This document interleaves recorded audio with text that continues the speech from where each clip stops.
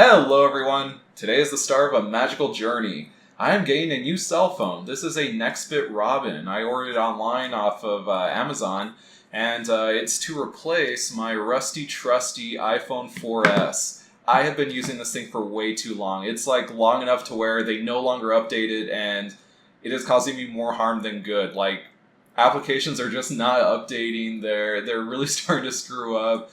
It doesn't even browse the internet well anymore. It's bad. This is like long overdue. Yes, I've been using this phone for way too long. This thing is prehistoric by this point. So, anyways though, but I got this because it was on sale on Amazon, and I'll give you a few details about this while I'm unboxing. The Nextbit Robin is started off on Kickstarter, which is a very fitting cell phone for me to get since I do so much Kickstarter crowdfunding Indiegogo content. And yeah, so when I saw this thing was for sale so cheaply, because I mean this thing, I don't have the exact numbers in front of me, I didn't follow the campaign that closely, but this thing costed like close to $400, like with early bird pricing back when it was new on Kickstarter, and they just delivered last year. So, yeah, I got it for, I think, $110, somewhere around there, 110, 114, somewhere around there. And, yeah, so when I saw that price, I was like, yeah, I gotta get this, because that is an outrageously good price for a phone that, is, this quick. And, yeah, I like that they put in this box format, this booklet format. Ooh, oh, look at this, oh my god. Chapter 1, hey Rebel, meet Robin. Oh, stupid Kickstarter marketing. Oh, and by the way, it has this logo. It's supposed to be a cloud. Like, the whole thing about this is it's a cloud cell phone. You could store all your apps with unlimited data on the cloud. I'm going to see if they use those words. Unlimited data. Yes, they did. Look, Robin never runs out of space. How? That is such a fucking lie. They are such fucking liars. Oh my god, I'm glad they're out of business. Alright, so here's the phone. Let's open it up. Yeah, let's just do that already. There's not much to unbox here. I like that it's in this, like, wax paper stuff. Come on. Ah, here we go. This thing is nice. It is a very sleek, very nice design. I just don't like that little turquoise right there. But, yeah, otherwise, this thing, it is a nice little phone. Fart logo. And, camera, Nextbit. I think this phone is, from what I hear, it is just the LG Nexus X5 or something. It like has the exact same specs as that phone, except it's just in drag. It's in this form factor right here that is obviously different from what LG uses. But it has the same processor. It has the same, I think, internal memory, except for RAM. The LG has, I think, 2 gigabytes of RAM, and this one has 3 gigabytes of RAM. But otherwise, the processor and everything else, even the screen size, everything is exactly the same as that one, except that one is still being sold for $300, and again, I got this one for like $110. So, yeah, this was a really good price. I was like, I gotta jump on this. How do I turn it on? I'm that cell phone illiterate that I don't know how to turn these things on. And this just shows how I've been using iPhones too much. I try to press on that to turn it on. How do we do it? These buttons, maybe? No, that's volume, I think. I don't know how to turn this thing on. Maybe I just need to plug it in. Is it this? There we go. Oh, okay, there we go. And yeah, the reason that I'm replacing this is because, one, it's older than shit, but also because only this button works now. The button up top, this one no longer works, you see, so I can't put it in sleep mode or anything. And it actually happened the same week that I ordered this. I knew that I needed to get a new cell phone eventually.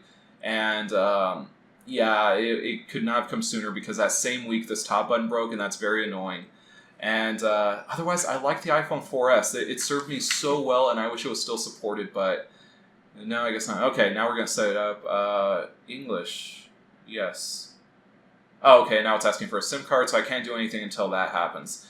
Alright, so the rest of this is going to have to wait for the for part 2 of the review. I gotta say, though, it feels lighter than the iPhone 4S. It's less dense, definitely, because this thing is small but heavy. And, yeah, it just seems really, really good. I like the texture. I like everything about this. And also these two speakers, these are stereo speakers, so when you're listening to your YouTubes watching and listening, these are the speakers for it, which is really nice. I hear that has good reviews. We will test it. And yeah, I don't like this being so big. To me, it's a much bigger size than the iPhone 4S. I typically don't like big cell phones, but it seems that that's where the market is heading, that it's always, make this big, 7-inch freaking screen. So, you see, you had successful funding, successful delivery, but is the brand, is the actual product successful? And to that, the answer is no, because this company is no longer in business. It was sold out to Razer, and so they don't sell the phones anymore. This is basically the last of the lot that I picked up. And yeah, so it was sold to Razer. The little cloud thing, let me get that out of the way right now. The whole cloud thing that I was teasing to, that was a blatant fucking lie that they included right here on the little information thing. Alright, so they say that, and you can read it right here, Robin never runs out of space. How? Well, I'll tell you how. It does run out of space, because this only has 32 gigs of memory, and it's supposed to have 100 gigs of memory and the cloud storage that you can use, that is, available for you to use. So when you're not using certain apps, I guess when you're charging, as it says here, when you're charging it up, then it takes those apps that you don't use regularly, it deletes them from the phone, and then stores them in the cloud. So therefore, it basically offloads your apps that you don't use, different files that you don't use, I guess pictures too, I'm not sure. And it moves it all into the cloud, and then if you want it again, you have to re-download. It's so stupid. It is so dumb. These cell phone designers, they don't realize that we have data caps, that we have, different things like that makes it so that we can't download things 24/7. But to them, they don't care, so that's what we're stuck with. And the service is ending. I think it's good until October or something, and then it is stopping. They are dropping the service. I heard that Razer wants to continue it, but they're kind of being vague. I don't know if they're going to charge you, if they're going to be nice. I have no idea what they're going to do, but yeah, it's a company, so they're probably not going to take care of you, and they're probably not going to honor the deal that you're going to have unlimited cloud storage, which was a lie in the first place. But yeah, anyways, going back to what I was saying though with success and all that sort of thing, this thing was not successful in the market, of course, because they sold it less than a year after delivery. And yeah, apparently I guess it just didn't attract enough people, and that is a big problem. Some people don't see it as a big problem because it's what do you expect? It went to Kickstarter, it delivered, what else do you want? Well, Kickstarter, if you ask me, the true meaning behind it is the word Kickstarter. It is so you could get a company and then, it goes off on its own. It's self-sufficient. You get a good idea, you get it funded on Kickstarter, have your deliveries, and then the company keeps going, kind of like what Pebble did. Pebble Watch is one of the few really successful Kickstarters, even though, yes, I know that they got bought out as well or sold off, whatever they did. And but still, it's that sort of thing where the company continues to grow, continues to do business, and this thing just didn't do it. So I don't know what Razer wants to do. I expect that they're going to do another phone. I think that's what the press release has said. But I don't know if it's going to be this exact one with a different firmware or what. And that's another thing I should mention. The bootloader on this is totally unlocked. You could put whatever you want on this, so long as it works on this device. But that is very rare that you have a cell phone where not only is it unlocked, but the bootloader is unlocked, so you can really put whatever custom ROM you want on it right out of the box. And I don't know if I'll do that. If you guys have recommendations, please let me know below. But yeah, this thing will hopefully be serving me for a few years because I don't update my cell phone that often. I hope that it will. I hope that it will be worth the money, but I don't know. Only time will tell. But I will be back in part 2, and I will tell you if it was worth it. Yoink! Alright guys, I've been using this phone for about 4.5 months now, so I think I have a good idea as far as how this thing works on a day-to-day basis, the good and the bad, and I'm going to go through that, but I hope I don't leave you with the impression that this is a bad phone, because I like it. It has been a good phone to me. And I do have a few complaints about it, many actually, but I hope that you guys will understand that this is a phone I'm going to keep, and I like it. It's actually doing pretty well. Now, let's go through the good first. The good is that as far as call quality, texting, reception, everything like that, being an actual phone, it's doing very well. I have no complaints there. It's just doing fine, except for texting. The little keyboard thing, I'm having a really hard time adjusting to it because this is a bigger phone. The dimensions are such that the keys aren't where my brain remembers them being on the little iPhone. So it's taking a little bit of getting used to. Hopefully with time that'll go away though. And also the USB-C connector is great. I did not realize how much of an advantage that is. If it is down to like 5% battery, I could plug this thing in and within like 20 minutes it's charged. It is really a lifesaver right there to have a USB-C connector. And I haven't tested data transfer, but it seems to be an advantage there as well. Build quality is great. There are no screws to this. I don't know how you would actually take it apart, like if you needed to replace the battery, if that's even possible.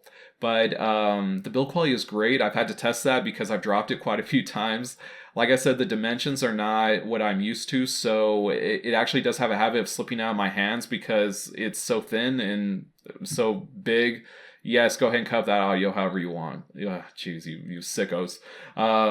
Yeah, so the dimensions are such that I'm always dropping it, at least a half dozen times I have, but with this little squishy gel case that I have right here, it's protecting it well, and I have not had any failures, no broken parts, nothing. And so it's doing well right there. Now, let's go ahead and turn it on. And this little thing, it's actually a touch sensor. I didn't realize that. It's a, fingerprint sensor. That's what I mean. So let's see if we could get this thing logged in. Oh, I did it on the first try. This thing seems to be getting dumber with time because before, like, it was always getting my fingerprint, like, first try. Now it's actually giving me a little bit of trouble. But, yeah, it's just something you gotta deal with. I don't know if it's degrading over time or if it's just me just being dumb. But otherwise, I've never had a phone that had that, so that's really impressive to me. One of the biggest problems with this phone, though, which I'm going to get into right now, is that you know that little cloud, the little unlimited storage bullshit that they were doing. All right, that's the little app right there for unlimited storage. It's that little purple icon with blue dots or white dots. So anyways, you do that, and then that's how you're able to like pin apps or archive them to the cloud. Thankfully, though, you can totally opt out of it. I am not signed up for it. I did not put my email or, any of the sign up stuff on there. I am not enrolled in their little cloud app thing. I don't even know if you can at this point. I don't think so because it's past October. But yeah, so the problem with that, though, is that I've already opted out. I opted out of it. I'm not a part of that program. But that little thing is still there, that little app symbol thing. And the worst part is, look at it. Watch. Let me go ahead and wait for it to focus.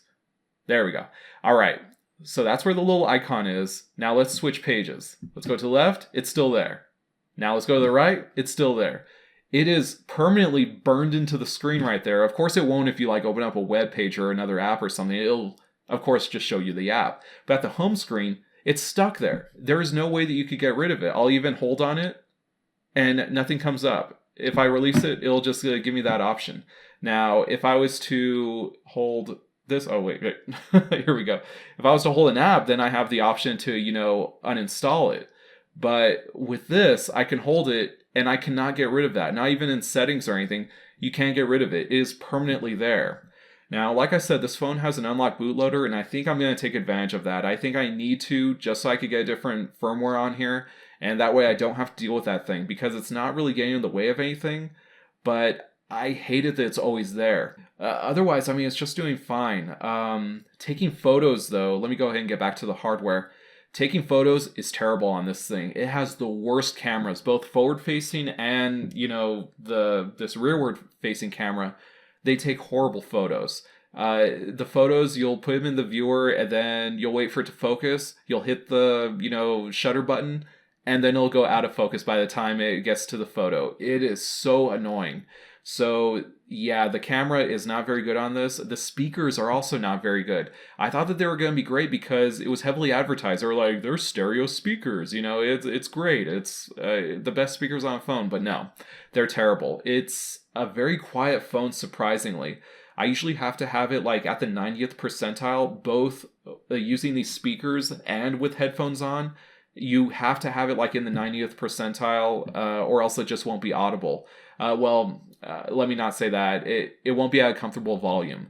Maybe that's just me. Maybe my ears are just shit. But no, I think that it is just a very quiet phone that people did not really complain about.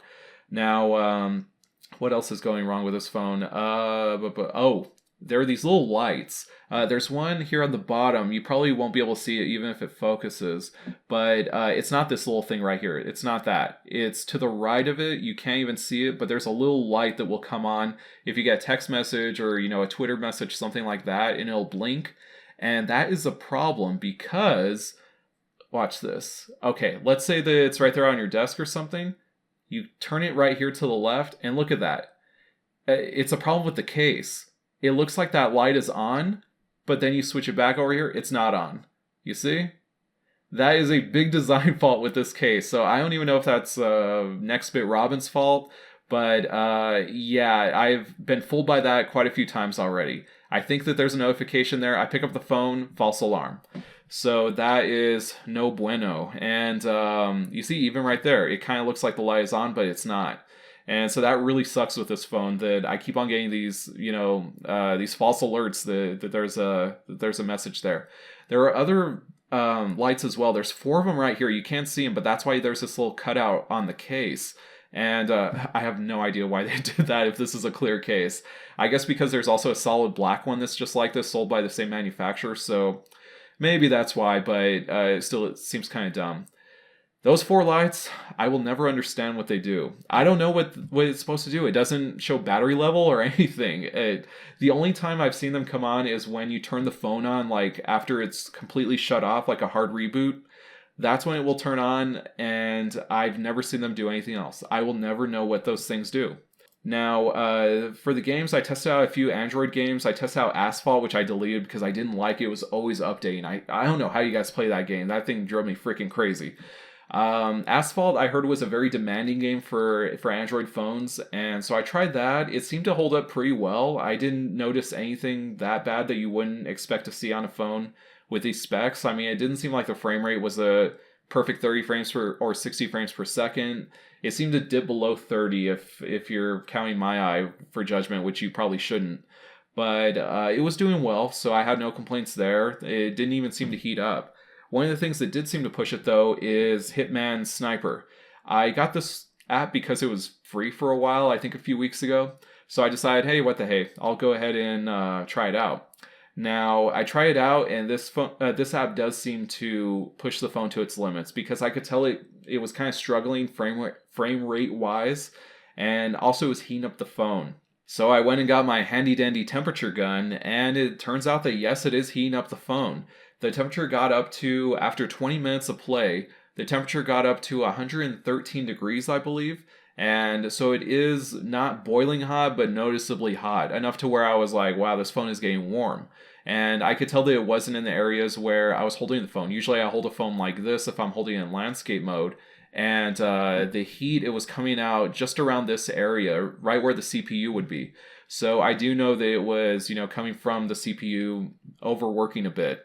And so that was a little interesting, but yeah, this phone will heat up. I think that's one of the disadvantages that you have when the phone is so thin. I also tried Smash Heat, and that is my favorite Android game of all time, and it works well on this, no problems there. I also tried Load Runner just for kicks, because I think that one was free as well. It is such a boring ass game. Let me see if I could actually get into it, and I'll show you guys how stupid this thing is. Alright, so look, I'm already up to level 11, so let's just go ahead and start this.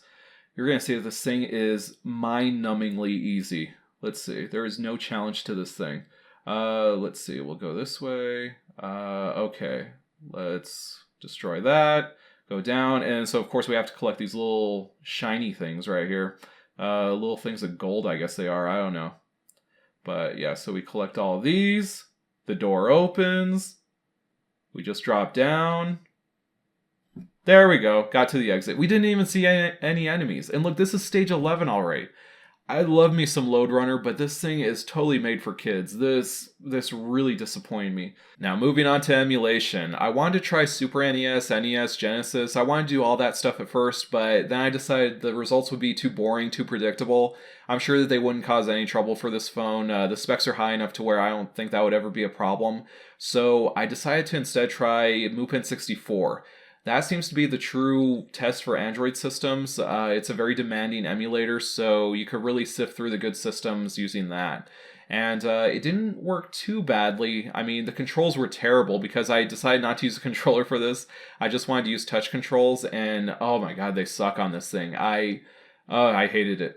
But as far as playing the games, the regular games that you would try with this, Star Fox, Mario 64, all those worked well. Diddy Kong Racing, all of those worked perfectly. Now, the ones that gave trouble were the predictable ones. There was Body Harvest. That one did not work well at all, but that one is always a disaster with emulation. And I really tried to compare it to the Xperia Play. That's the other system that I've really been playing N64 with as far as Android goes. And you could tell that it's more powerful. You could tell that it doesn't struggle like the Xperia Play does. But again, still with games like Body Harvest, it does still not do the job correctly. There's a lot of graphical glitches that happen with Body Harvest, and enough to where I would say that the game is almost playable, but not quite. You're not going to have a good time with it.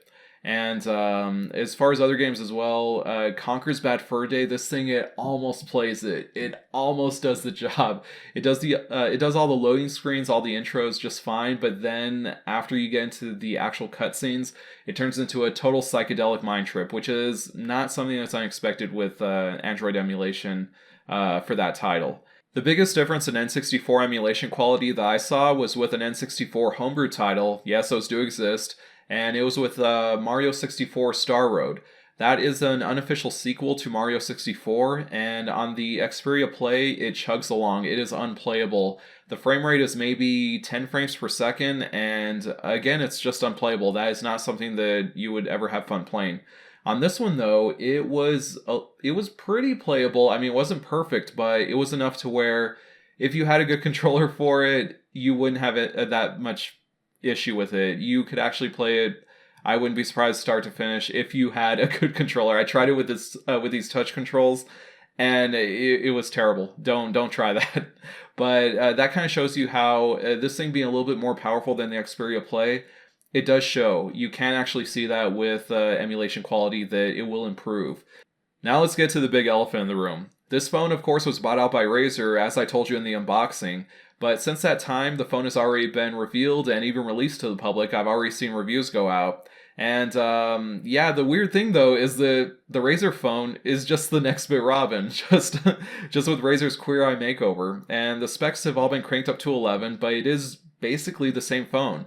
The screen was changed from a 1080p, which this one has, to a 1440 screen, which that is just outrageous to me. I didn't know you could put a screen like that on a phone. And again, everything hardware-wise has been cranked up just a little bit. The speakers now have amplifiers, which I'm sure that this one didn't have. And let's see, also the processor is a little bit faster, and it has 8 gigs of memory of RAM. It's like, what the hell? That is insane for a phone, if you ask me. I don't know what they're going to do with that memory. And yeah, so they're trying to build it as a gaming phone, but it was such a disappointment to me because I was like, Razer is going to do this right.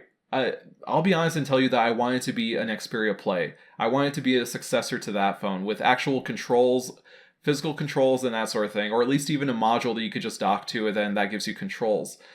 I thought that that's what we would get. I thought Razer would do it right because they're a gaming peripheral company. How could they not release it with actual controls? I mean, what they cater to a PC crowd, PC enthusiasts. So how could they ever think that those people want touchscreen controls?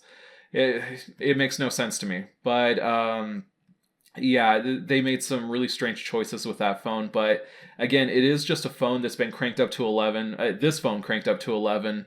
I think even the battery is just a little bit better. So again, there's some difference there.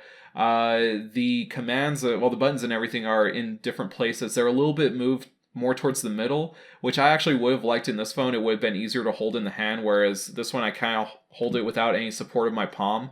If it was right there in the middle, if these buttons were there, that would have helped me out quite a bit. Also, the USB-C connector is in the middle. I don't know why they changed all that. But yeah, there are just little things that are switched here and there. But otherwise, outwardly, it is a Nextbit Robin. It's really... I can't believe they did that. I really can't. It's like, why not just make your own phone? Even if you're going to change things around, why not make your own phone? And one thing that I don't like that they changed, though, is that they took out the headphone jack. What the hell's the matter with them?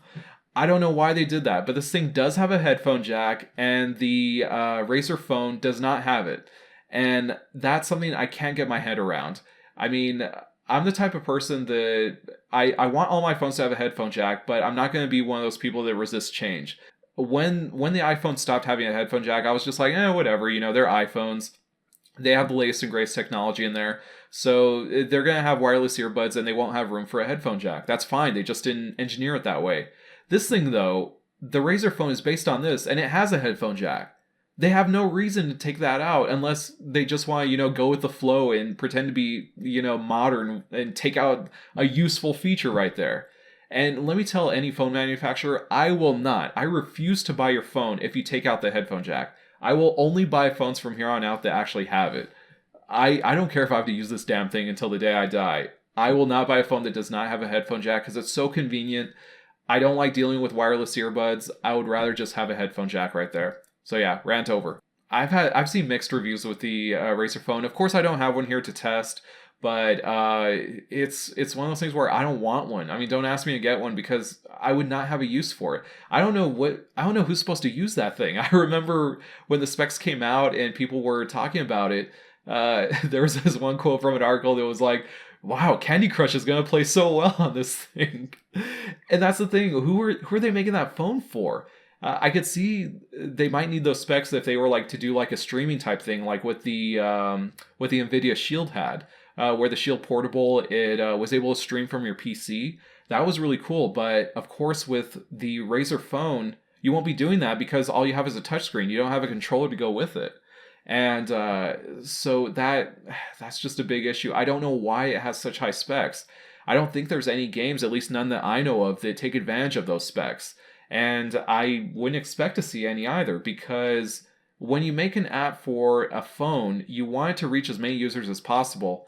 And you know that even among the iPhone crowd, like I was, you have people who don't use the current generation of iPhone. You have people who are a few generations behind, but you don't want to lock them out of your market. You still want to be able to sell to them. So you don't make a game with like the highest specs and everything. You just make a game that looks like Candy Crush. It looks like a dumb mobile game. It just makes no sense to me. Maybe I don't get the phone market, but I struggle to know what Razer is going for. It seems like they took a very PC approach to phone building, whereas they tried to make the best specs, just like I guess how you would make like a gaming laptop. But I just don't think that that's how the phone market works. I mean, it's like with iPhones, the thing that sells them are the features. Like with the newer iPhone, the iPhone X, I think it is, it has like that face recognition thing. When Apple goes onto the stage to announce a new iPhone, they don't say that, hey, it has 8 gigs of RAM. Like they don't do that. They just show off the features. The phone market is a very feature-rich market where you want to show off that your phone can do something that the old phone couldn't. And I don't see that Razer is going to have that advantage. I struggle to know which market they're going for, but if they're thinking that specs are going to sell a phone, I think it will sell to some people, but it's not going to capture the market like they think it will. And but I don't know. I guess we'll wait and see. I mean, gaming phones have been such a great success, haven't they? But speaking of the market, I got to talk about this one photograph that I saw. There was this photo in their promotional material that I found, which has like this guy who is holding a Razer phone gaming on it. And he looks like a fucking warlock. Like, he's got all these rings and piercings and tattoos and bullshit and wearing a cloak or some shit. He's probably wearing a cape. And, God, the guy, I'm like, is that the market that you think you're appealing to? Is that what you think gamers look like? I don't know what the fuck they're doing there. And it's like, easy, edgelord. Don't worry, you can't cut yourself with this razor, okay? Yeah, so I don't know what market that thing is going for. I'm not going to try to understand it. Don't ask me to review it. I am fine with my cheap and cheerful little fart phone. In fact, I wonder if anybody's actually going to be out in the wild and see my little phone and confuse it with the Razer smartphone. And I don't know if that's ever going to happen. I think that more than likely by next year, people are going to be asking, what the fuck was was the Razer smartphone? You know, it was on the market for like a month probably. Now, I do like this phone though. Like I said, I'm going to keep it. I'm happy with it. It's probably going to serve me for quite a few years. I like the novelty of it that I review. Well, I take a look at crowdfunding campaigns, I criticize them, and now I have a crowdfunded phone that I use every day. So this is fun. I like the novelty of it. You could get a lot of bang for your buck with this phone, at least at the price I got it for, which was like 110 or something. That is a really good price to pay for a phone that has these specs right now. But I think that's going to do it for us right here. This is a good phone, and maybe not the best phone for you, but it was for me, and I'm happy with it. So I'm glad that I have this novel little crowdfunded phone. God, crowdfunding has gotten to the point where we could build a phone. Yeah, right. Yeah, that's all I got. Thanks for watching, guys. I'll see you next time.